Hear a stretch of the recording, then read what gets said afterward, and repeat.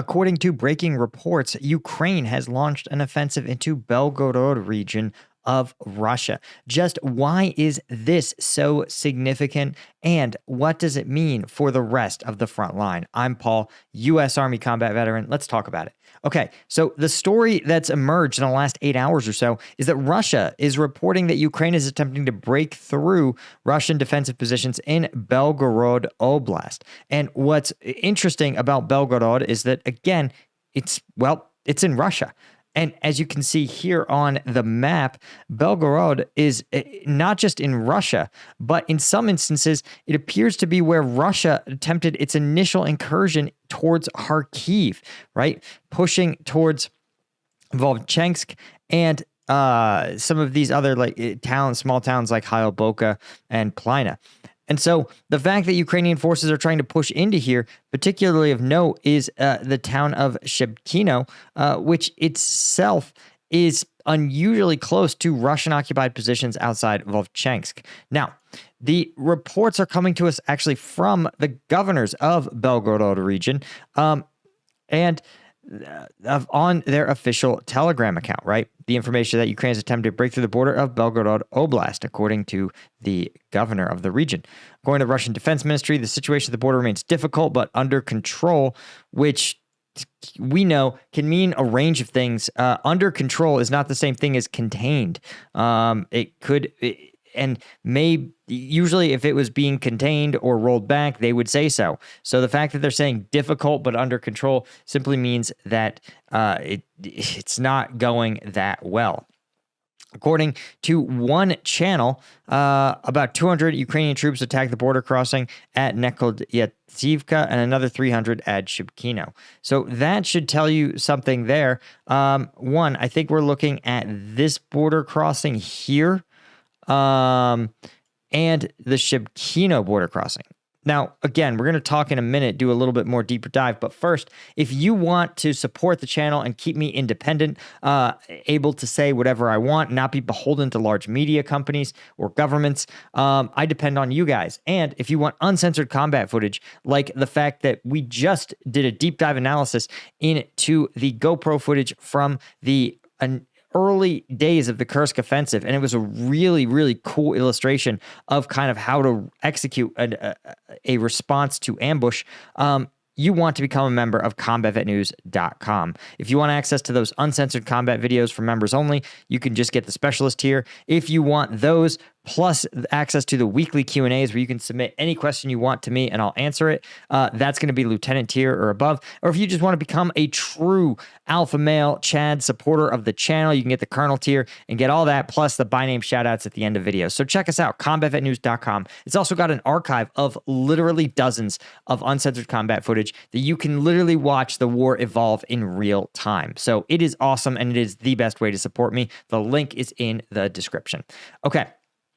So let's talk about some things that are interesting. First off, 200 or 300 troops is not enough to stage a major breakthrough, right? So, but oftentimes when larger attacks are happening, you sometimes see a sort of initial vanguard. A small initial vanguard will push forward, and it'll be followed by a larger brigade-sized element or battalion-sized element. But the interesting and troubling thing about Shebkino, as you can see, is that Russian forces currently control the entire northern half of Volchansk. It's not clear how those 200 troops would get into Shebkino, at least via a roadway. In order to do so here, they'd have to enter likely through some kind of other convoluted route, likely taking perhaps this route here near Voznesnovka. If they were in Shebkino, it may be part of... I'm less inclined to say that it's part of an effort to really thwart, really liberate parts of Russia and Belgorod. I think what's more likely is that these are likely small raids conducted by like paratroopers or special forces in order to maybe disrupt or divert Russian troops currently fighting in and around Volchansk. Again, this is somewhere where Russian troops have continually maintained a level of combat, even though there's not really been any changes to the front lines.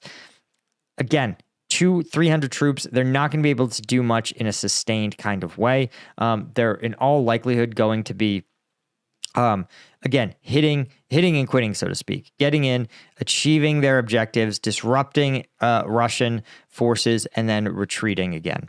So that's what I think we're seeing here. But again, it's tough to say. We actually found one of the posts from SHOT, the Russian Telegram channel, reporting this, that it said that in the border of Belgorod, 8 armored vehicles currently in battle with Russian border guards taking place near Nekotivka. Preliminarily, the enemy has 8 vehicles and up to 60 personnel. When approaching the border, driven back by artillery and aircraft, but those who had taken refuge in the forest belt continued to fire. They hit the checkpoint. We started moving around 8 a.m. So this is, again, that would be more in line with what the kind of raid type of behavior that we would expect from this this area.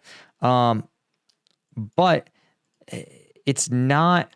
Again, there's a lot of sort of specious reporting, and it's troubling when even the Russian MOD says difficult but under control, right? Which is the lowest bar you can have as the Russian military. But no report has this being more than a few hundred troops. That's not going to be enough to seize Belgorod. It's probably not even going to be enough to really get the Kremlin to divert substantial resources. Again, likely highly localized, maybe meant to degrade Russian troops here in the Kharkiv region.